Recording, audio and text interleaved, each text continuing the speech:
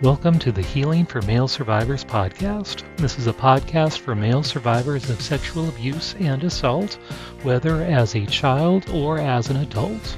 Know that you are not alone and the abuse was not your fault. My name is Mike Chapman. I'm a certified recovery life coach and also a survivor. Let's find hope and healing together. If you've heard my story, you know that performing as a professional Santa Claus portrayal artist during the holidays is something that not only brings me joy, but has actually furthered my own healing process. What you may not know is that I also participate in cosplay at Comic-Con type conventions, appearing as a Santa/Jedi Knight mashup called Obi-Claus Kenobi. In this two-part episode, I interview Hector Miray, who writes Faith Fandom devotionals and speaks at Comic-Con type conventions about this very topic. He not only leads panel discussions, but also often leads Geek Church on Sunday morning at many conventions, where he leads a full church service for convention attendees, many in full costume. I thought who else would be better to discuss my cosplay journey with.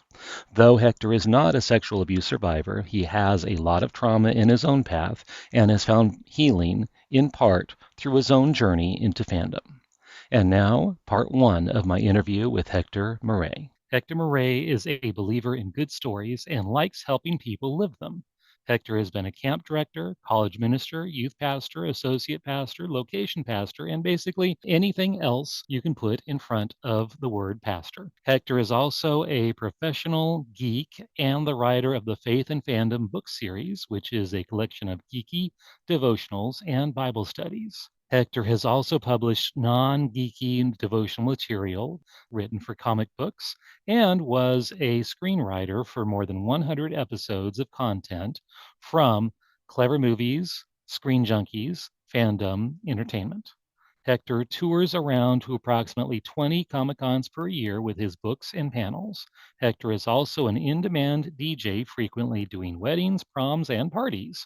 Hector also tours in the summer as a camp speaker all across the country.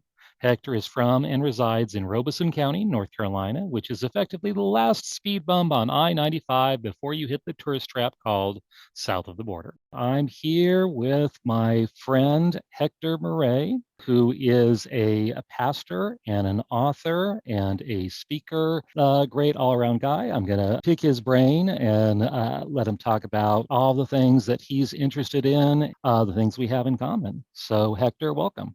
Thanks for having me. Hector, tell me about your story. I know you are a pastor, but tell me about growing up, what your childhood was like, and what got you into ministry and becoming a pastor. What was that journey? All right. Childhood, only child, and I had a interesting family dynamic just between my parents. My mom was a factory worker at Black & Decker. I lived on a street where every house on the street was my family on my mom's side. So like one house was one aunt, one house was the next aunt, one house was my grandma, one house was another aunt. So kind of surrounded by my mother's family because she was a factory worker and my dad was a soldier. My mom and dad met in a nightclub. My dad was 11 years younger than my mom. So my mom and dad got married. I came along maybe 2 years later. And then my dad, being a soldier, was being deployed. And he told my mom he didn't want us to have to travel. And so that we should just stay in North Carolina. And so for really the first 8 years of my life, I didn't even know who he was. And then when he got stationed back in the States, he was stationed in Augusta, Georgia, which is 3 hours from my hometown. I'm not sure. We never discussed it, but I'm pretty sure at some point my dad had lost his license, most likely a DUI situation, because my mom had to drive to Augusta every Friday to pick him up and bring him back to North Carolina. And he'd hang out for 2 days. And then Sunday we'd drive him back. And Wow. so that lasted for like from age 9 to 12. You know, it was one of those things of just, you could tell my dad didn't want to be there and that this was not what he wanted his life to look like. And he was pretty bitter about it. When we would pick him up, he would always stop at the last gas station before our house and get as much alcohol as they let him legally carry. Wow. And as much pornography he could pick up. And that was like his routine. So twice a weekend for 3 years for him to stock up, pass out in a back room. And I literally in those years only remember my parents sleeping in the same room once. So it was just kind of like watching this really awkward story growing up and not realizing how awkward it was until a little bit older. Right. Around 13, I started getting involved with the church. My family was never involved with the church. My grandmother in Puerto Rico was involved with the church, but like I only saw her like one summer. That's your Um, dad's mom? my dad's mom. And so, only really saw her for like one summer. They sent me to Puerto Rico when I was like maybe 9. And I just remember playing Legend of Zelda while like lizards ran around. That was kind of like how it was forming up in those years. And I started getting involved in church 100% because of a girl. There was That's often the case. That would, yeah, guys go into church because of a girl. Yep, I've actually got a comic book coming out that's kind of like that story of a kid who's just trying to basically that kind this story, but like a little more fictionalized. I went to like a lock-in really thinking if this girl has to spend 12 hours with me, she might like me by the end of it. Ended up hearing the gospel for the first real time in my life, responded to it, gave my life to Christ. In fact, that's the one time like I remember it was the one night I saw my parents sleep in the same room was that night, like when I came back. Shortly after that, my parents got divorced because my dad had gotten more abusive than my mom could take. With that, I think he hit me in my arm because he felt like I was tattling on him for something. I think that was it. I think it was the straw. My mom got a hotel somewhere until my dad left. And he went back to Puerto Rico, and that was kind of like the end of our collective, nuclear family unit. And after that, just kind of really delved into growing up in a youth group. My teenage friends really got into laying the foundations of being a geek, marching band, high school life, and everything else, musical theater, finding every pursuit and passion to find identity. I think at that point that whether I realized it or not, it's kind of growing up years and where I met Jesus at that time. Right. Now, you mentioned your father didn't want you guys to move around with him and thought it might be better or a more stable environment for you guys to stay in the Fayetteville area instead of moving around the country or the world with him. Looking back, do you think it would have been better for you had you followed him from base to base to base to base, uplifting your life and your friendships and so forth, and less stability, but being with him? Or do you think it was better having that stability of that same place? I feel like it would have probably been better if we'd gone. Now, also, I don't think it had anything to do with us being stable. I Right, just think he's a young guy and he wanted to travel right. and enjoy his And, life. I don't think it and was didn't want the family. Yeah, didn't want the burden of a family when he right. was like scot free in another country. I don't think it had anything to do with us. But the thing I would say is that I feel like it would have been better just because I would have at least spent more time with my family, because it really Mhm. was, for the most part, I was just alone because I was either by myself before and after school and running amok in the evenings because my mom was already passed out on the couch from exhaustion. To, man, I legit think I had, in the times we picked my dad up, the car rides and stuff like that, and the 2 years he actually lived at our house and went from like 12 to 14, I I can't remember like 5 conversations. But that's the thing, like I don't know that would have been, maybe that's just a fantasy, because if he didn't want us to go with him, I don't think it would have been better for us to actually go along. And like one of the other excuses was this: well, I just bought y'all a house, so you got to live in it. It's like a $30,000 house. And I get it, in the 80s, that's a lot more than it was Right, now. But like at the right. same time, our whole street was family. Somebody would have taken care of it. So Mhm. that was just that, when my dad left that time, like literally the last time I saw my dad as a kid was that time he hit me, and then my mom took us out. The next time I saw him was 6 years later. I was working at a Bible camp in Orlando, got a phone call that my dad was going to die and I needed to go say goodbye. Wow. My dad had some brain injuries, and somehow the bacterial disease Listeria Mhm. had gotten directly into the shunt feeding into his brain. Wow. And so his brain was being destroyed.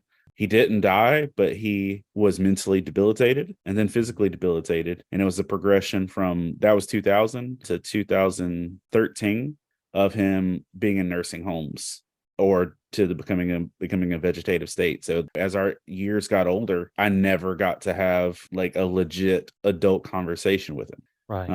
I think that's also why I really clung to like father figures in the church and leadership, stuff like that. And I was even talking with one of my friends the other day that if you look at all of my entertainment choices from the 90s, like the stuff I grew up loving, Ninja Turtles, a Goofy movie, Darkwing Duck, Tailspin, stuff like that.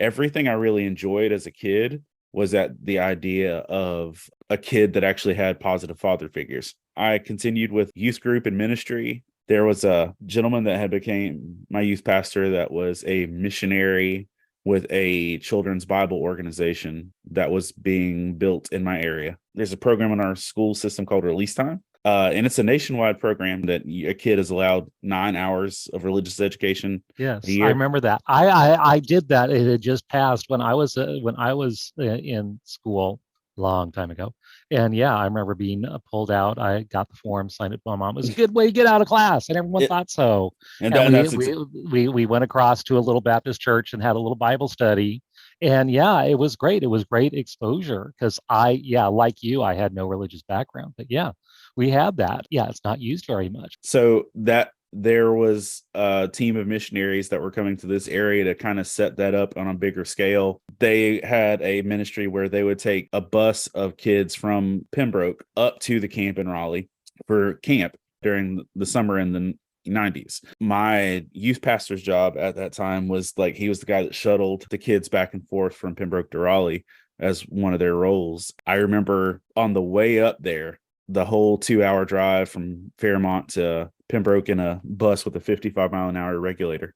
The entire 2-hour drive, he was just complaining about everything that was wrong with ministry, everything he hated about it, every shake your fist moment. It was just the craziest thing to me because, like, I'm sitting there listening to this, and it was one of those moments where I first felt like God just like directly interact with my life. And I really felt like God was saying, all right, this is what I want you to do. And I'm like, listening to this guy complain about a ministry. And I felt like God was saying, this is the ministry I want you to do. This isn't a good sales pitch. Right. And Instead of an example of what not to do by seeing this guy, or that the fact that he's in this role, but no, I want you in this role so you can do it much better than this guy. Is that what you heard? Or I don't know that it was to do better than him, but yeah.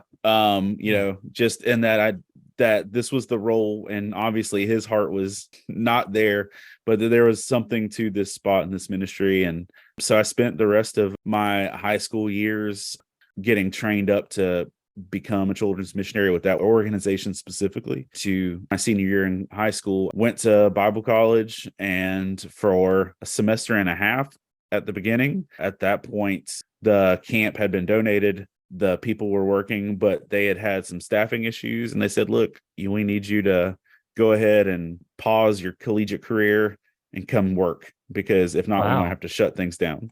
And wow, at that point, it was just hit the ground running of running that organization, doing like the release time classes, teaching those 4 or 5 days a week at different schools, wow. and then building a summer camp program and doing teen discipleship was kind of like my whole start with that. Right. So you worked for that release program. What grade, what age groups were you working with mostly? First through fifth primarily. Okay. And our organization worked with 36 schools. And so it was like 4 days a week. If we had a thing where it was if every place didn't have a building or a church or something nearby, we actually had kind of a tractor trailer mobile unit. Wow. Okay. So Wow. and the way it technically worked, because the school board then said it worked, the school board now says it doesn't. It technically worked that as long as we were in the vehicle, it was off school property. Uh-huh. So they'd let us literally pull into the school parking lot and Right. do it that way. Now it's like you got to be off site, which honestly I think makes more sense. Right. Um, they put me, I remember being like barely 19, and they just handed me the keys to this big truck and trailer. My first time out, I managed to wedge the truck and trailer into the teacher's parking lot so awkwardly that none of the teachers could get out of their parking spaces. Wow. That was the start for me. Wow. You mentioned father figures in media. Who were your other father figures in real life that you looked up to? I know I had a crappy father, and I list every Father's Day actually all the different role models that I had growing up into manhood and honoring those men. So, who were those men in your life? So my youth pastor was one. He was not a great role model, but he was good. And he Mhm. was there and he was actually invested in me. I was 100% the annoying youth kid, but he invested in me. And I remember he'd ask me to come help him rake leaves or to do some work at the church or whatever. And I'm like, didn't realize that then he was discipling me and trying to encourage me. I thought it was just like, man, this dude's cheap and stuff like that. Um, and which is funny, like now It's he's like wax on, wax off kind of thing. Yeah. it was, and now we cross paths in ministry all these years later because he's the director of missions for like the people that do hurricane recovery and stuff like that. Right. He's Right. one of those Yes. guys. He's the director of Okay. one of that. I approached him at a conference. I was like, "You sneaky devil, you were discipling me, you know, and you did it Uh-huh. all subtly." And he's like, and but it's just I still have the most utmost respect for him. I'm grateful for him. Wow. The guy who would eventually become the director of the camp we were building, he's the guy that said, "Hey, all the other staff is gone. You need to come or we're gonna have to shut it down." He was like a soccer coach Hmm. prior to this. And it wasn't that he was a natural born leader or anything like that. It was just that he was the last man standing of everybody else that quit. But he dug his heels in and we worked, and I think we all grew to be better leaders. He became the biggest father figure I had, looking back, and he passed recently. Just looking back, I think he was the father figure to like a whole generation of us younger people that were trying to get a grip on those things. Right. Wow. Now, what are you doing now as a pastor? So now I am a location pastor of a vertical church in Lumberton. It's a Baptist church stripped down of the tradition and pomp and circumstance and tries to be more welcoming. There are 3 locations to our church, and we operate Okay. as one church in 3 locations. Right. Yes. So Yeah, all of my church our has a similar setup where it's one church and two locations. So yes. and so with that, I am the main pastor over my location. So for Okay. Lumberton, I'm the main pastor there. We get together and we all of the guys on our team, we write all the sermons together. We may not all be preaching the same Sundays, but we all work together on the messages. And my main job, I like to look at it, is that I'm just responsible for caring for the people and providing opportunities for growth and discipleship for the people in my specific bubble. And there are days if I don't preach, I just get the job to actually care for people. I've been doing this job for 7, maybe 8 years. I went from camp to an associate pastor and college pastor and youth pastor, all the subsidiaries pastor at a church in Pembroke. I was associate pastor for almost 98% Native American church, but they also were across the street from UNC Pembroke, which is the largest university in our area. Right. And they wanted to bring somebody on just to do ministry to the college students Wow. because in their church of like 400 people, nobody had any interest in actually working with the college students. I'm going to bring somebody on that's their job. I left camp to do that for roughly a decade. I did it 5 years part-time while I was at camp and then full-time for 5 or 6 years after. And then the Baptist State Convention had a campus ministry branch where they had little houses at different Right. universities. They were shutting all those down in Mm. North Carolina.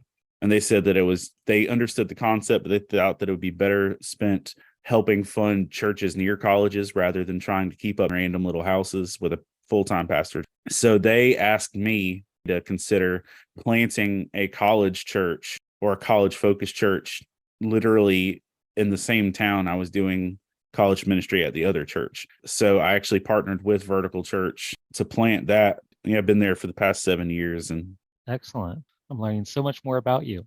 Now, you are an author and you have a website and multiple books on the whole concept of faith and fandom. So, you talked a little bit about how in your childhood you relied on a lot of media and became a fan. So, how did all that develop? And tell me how you got into that and writing books and writing devotionals and so forth.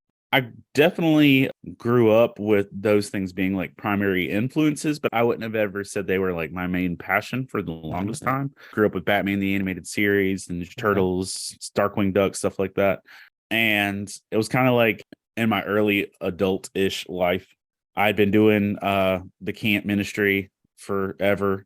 And somewhere around Christmas 2005, and I was a newlywed. I was a young adult just trying to figure out my life with ministry and things like that. And my best friend went to go visit him for Christmas at his mom's house. And as we were walking out the door, his wife's like, "Oh, he got me Serenity for Christmas." And I'm like, "What's that?" And he's like, "You don't know what Firefly is?" And I was like, "No." And we didn't have the internet. I had no idea. Oh, yeah. This is still dial-up days for me.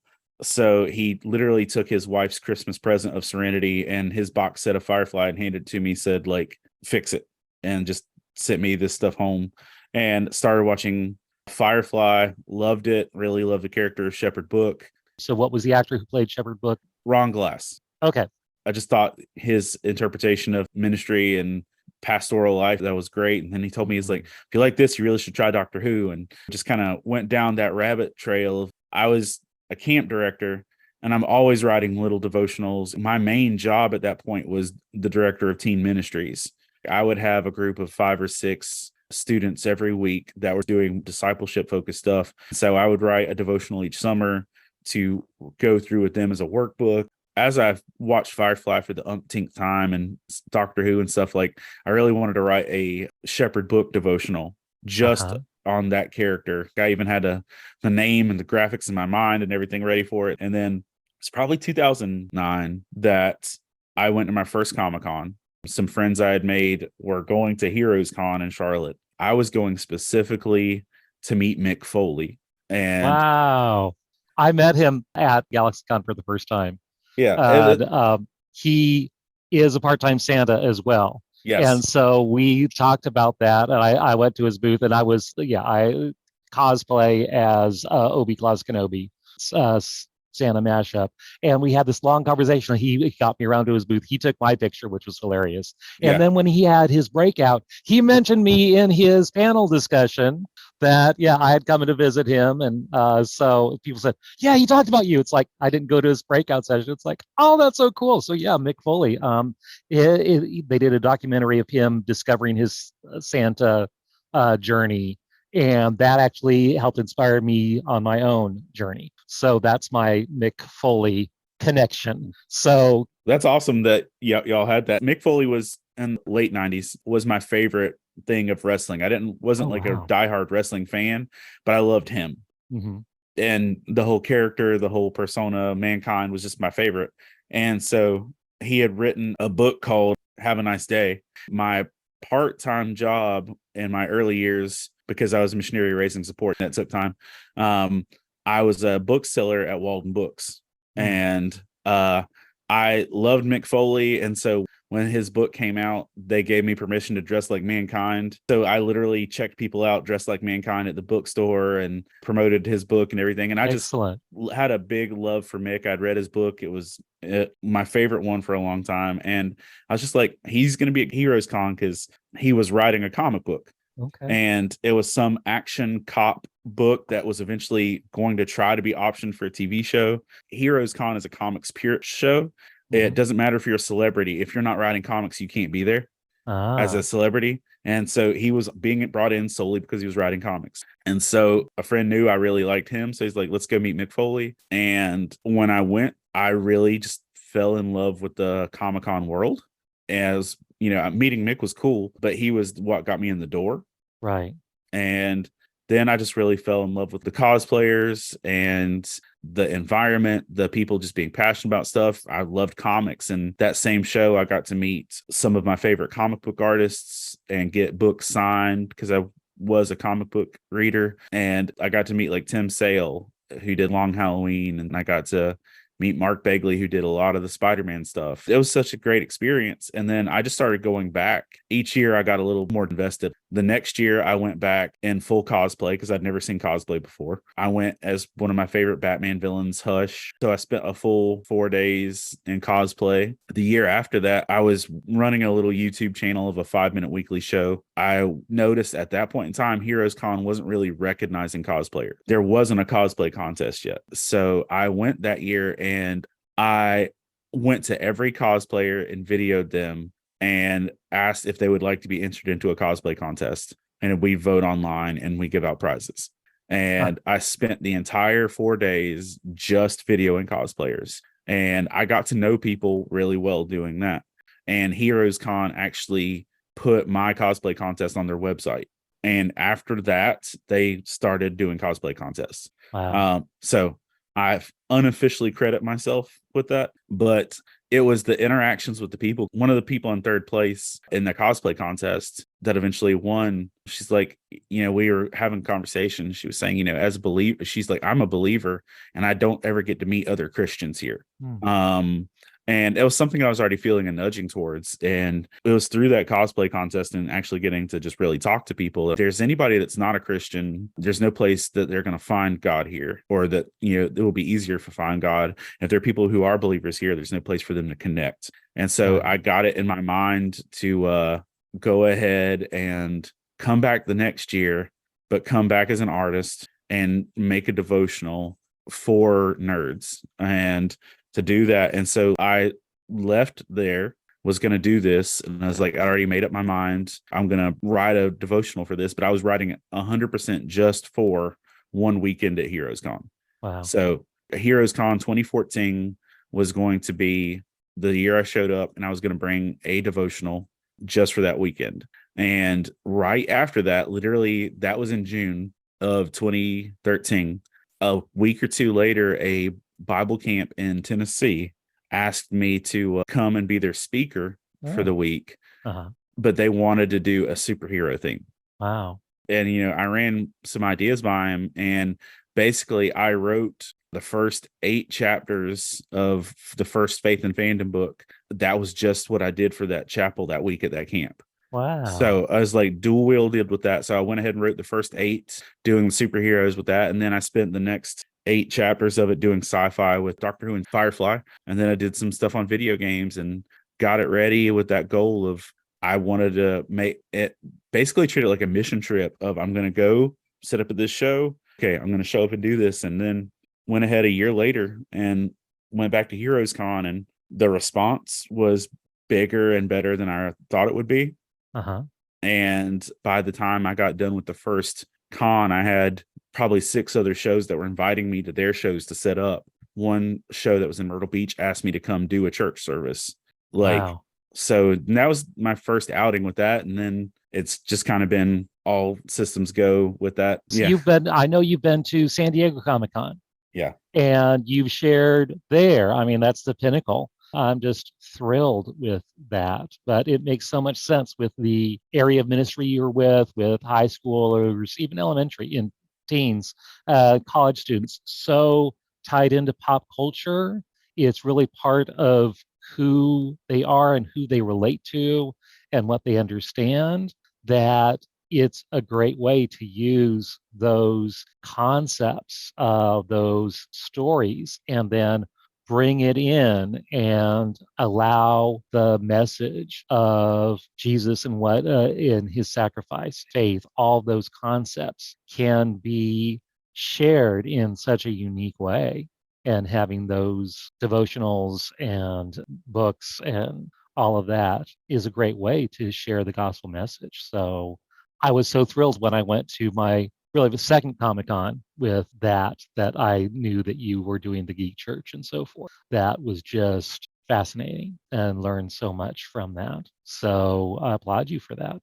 I want to share my own story with cons and cosplay, and then want you to respond about the healing aspect, because my own journey of healing and recovery, facing abuse and recovery from abuse, you get this whole I'm worthless kind of thing, and that deep down we're often told to smallify to be as little as possible because we're worthless. And if we are not noticed, then we're safer. So putting ourselves in that little shell so then that attention is not drawn to us because of that.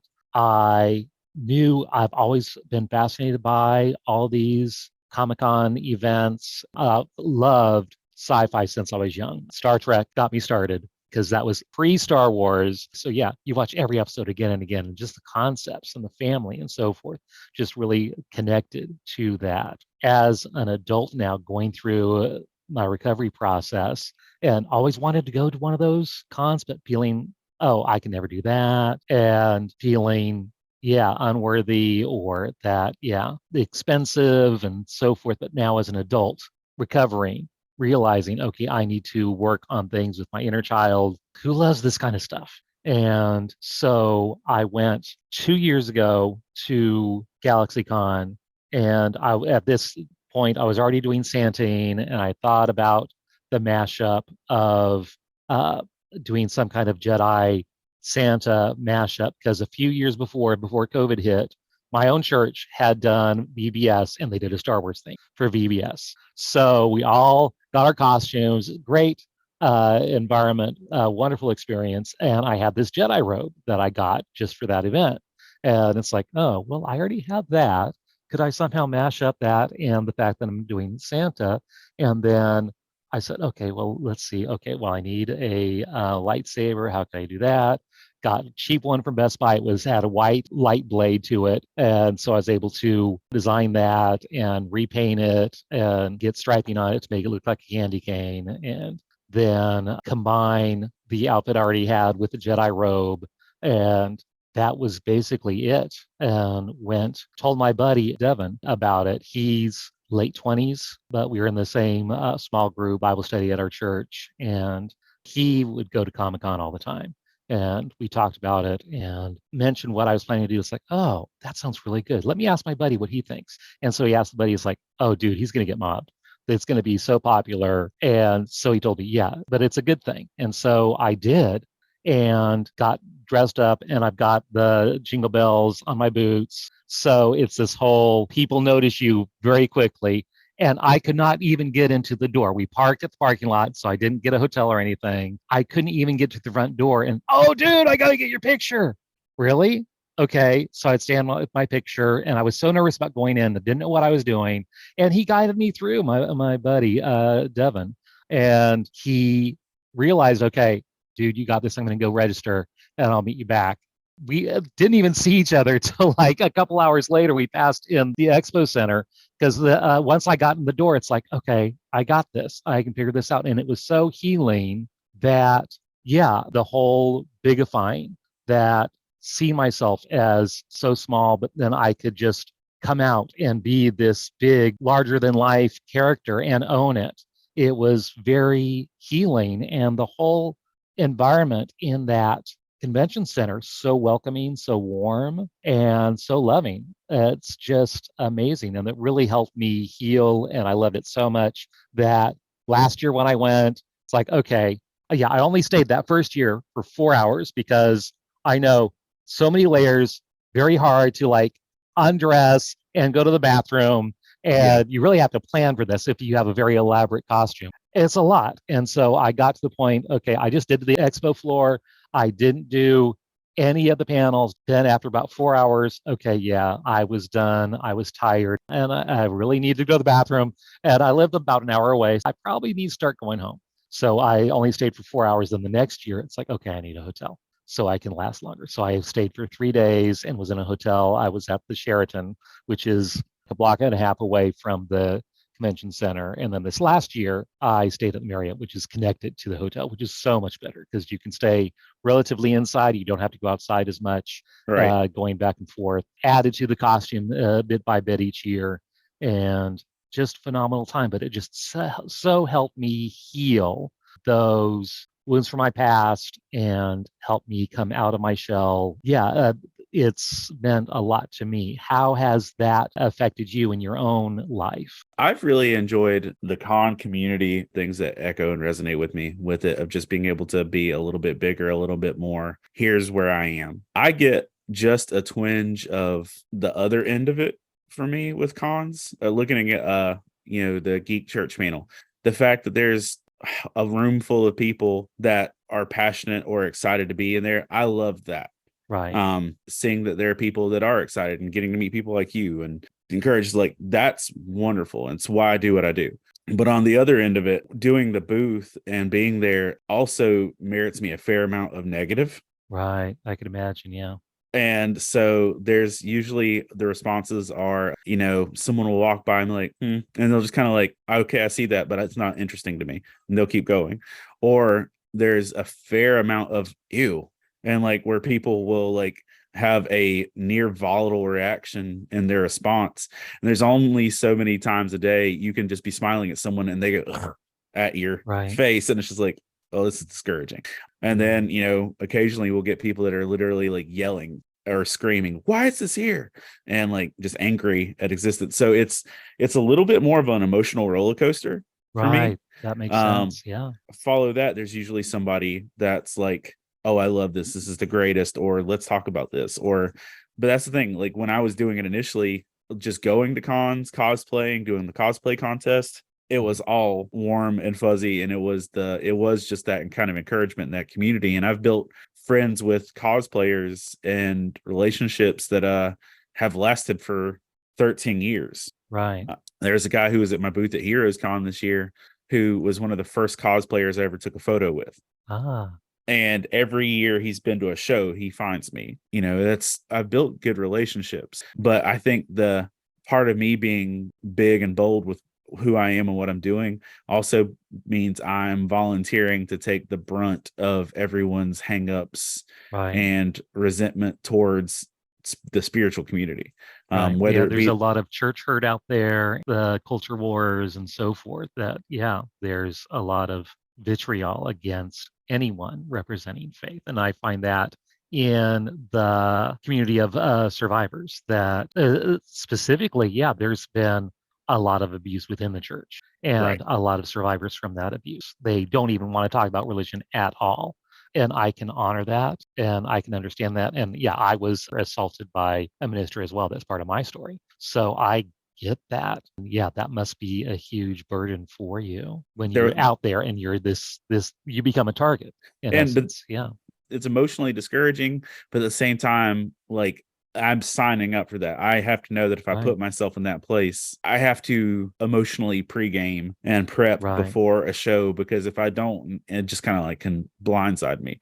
There's just as much, if not more, positive response, but the average person doesn't get that amount of negative response just existing on a daily basis. So Right. it can be kind of wearing down with that, but it is a big part of my healing with that as well, because I told you I was working at that camp, the first camp that I was on staff with. One summer I was summer 2007, so it was pre-cons, pre everything else. They wanted to do a superhero summer, and so I laid out essentially what would have been Faith and Fandom that summer, and I got a local comic book shop to donate giant cardboard cutouts and posters. Wow. I think we had 4 cabins at that point, because we're only like 4 years old as a camp. And so like one cabin was going to be Xavier's Institute for Gifted Youngsters. One was going to be like just be New York, and we were going to do a whole Spider-Man theme. One was going to be Gotham, one was going to be Metropolis. And like I had all the decorations, all of the stuff. And then one of the staff members said, this is too worldly, we can't do this. And Oh. so after we had already planned out the whole summer, all the decorations, all these things, and so they just told me, all right, put it back in the box. And like, and that was discouraging for me, like in a ministry capacity of being able to say, okay, be this but not that. Got it. That was a discouragement. I just was generally kind of crushed by that a little bit. We went on with it, we made it. We they did the thing of where they turned all the Bible characters into superheroes. Okay, that's cute, but it's like I just didn't agree with the stance on it, but I understand that's where they were.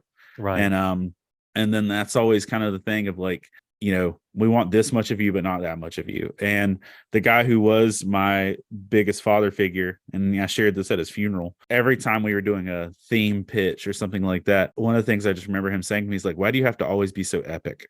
Can't we He's like, can't we just do something simple?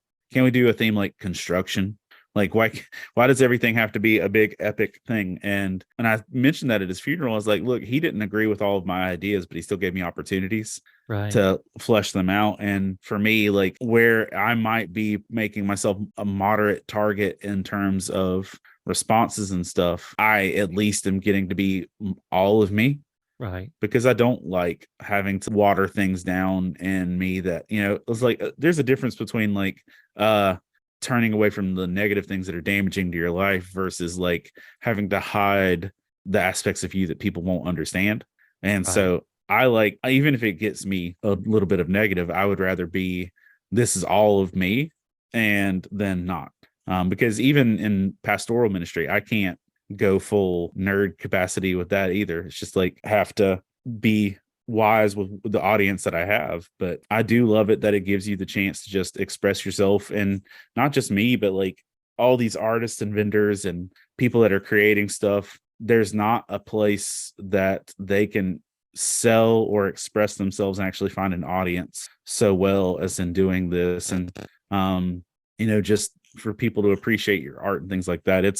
I think the con world is a big place for you just to feel encouragement and community with that. I think I just make it a little more complicated for me, but past that, I really do think it's one of the best environments for that. And I've mentioned it before too, that I do think that the church could learn a lot from the community aspect that we do find in the Comic-Con culture. Right. Right. Yeah. That was a surprising aspect, that I've been a return character each year because I just do the one cosplay, and people, oh, you're back. Yay. That there, it's like, oh, I missed you last year. I wanted to get a picture with you. I'm so glad you're back this year.